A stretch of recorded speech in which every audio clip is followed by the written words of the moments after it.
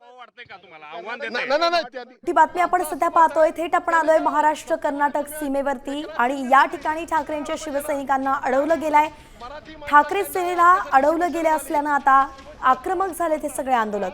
मराठी भाषिकांकडून आज काळा दिवस पाळला जाणार आहे। नाही, महाराष्ट्र पोलिसाला धुडकरला मी आज जाणारच आहे। आता बघून तर घेतो, थोड्या घोषणा देतो, त्या कर्नाटक सरकारचा निषेध व्यक्त करतो आणि त्या ठिकाणी आम्ही ठरवतो काय करायचं ते। आमची लढाई आहे ते कर्नाटकवाल्यांच्या बरोबरची आहे, पण महाराष्ट्राच्या पोलिसांनी कशा करता करतात हे अजून आम्हाला कळलेलं नाही। नक्कीच या ठिकाणी पाहायला गेलं तर मोठ्या प्रमाणात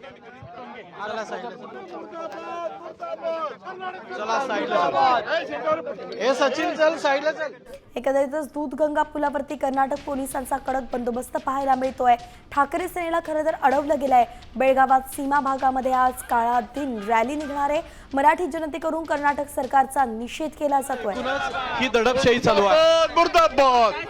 दडपशाही जी चालू आहे ही दडपशाही आहे ते कर्नाटकच्या लोकांची आहे, ही दडपशाही आहे त्या लोकांची आहे आणि कर्नाटकच्या सरकारपेक्षा महाराष्ट्राचे पोलीस आम्हाला जास्त त्रास देतात। ही दडपशाही मोडून आम्ही जाणार, सोडणार नाही त्यांना।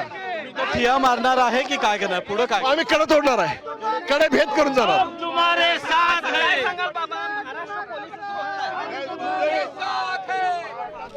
महाराष्ट्र कर्नाटक सीमेवरती सध्या तणाव निर्माण झाल्याचं आपण पाहतोय। पोलिसांचा कडक बंदोबस्त आहे।